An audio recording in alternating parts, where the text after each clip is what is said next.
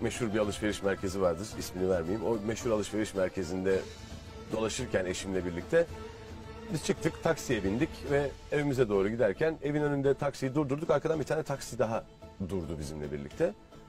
Bizim sokakta öyle çok iki tane taksinin arka arkaya durmaz. Yani bir şey var, hani nasıl aynı anda durdu falan diye bir kafamı çevirdim, baktım.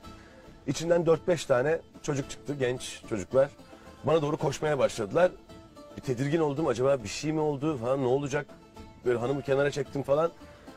Dediler biz ikimiz kuvvetliyiz, o Katarlı, o işte Suudi Arap, 5 tane yani Arap ülkelerinden arkadaş.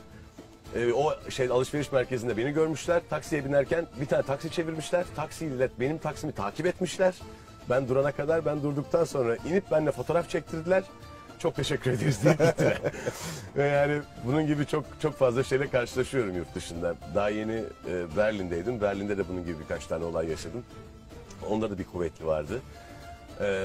Kuveyt'ten de çok karşılaşıyorum. Diğer Arap ülkelerinden de çok karşılaşıyorum. Yani o Arap ülkelerinde gerçekten ne kadar meşhur olduğumuzu yurt dışına gittiğimiz zaman anlıyoruz. Tabii ki Türkiye'de çok fazla bunu anlayamıyoruz ama Avrupa'da çok daha fazla anlıyorum. Kuveyt'i hayal bile edemiyorum. Kuveyt'e gelirsem ne olur hayal bile edemiyorum.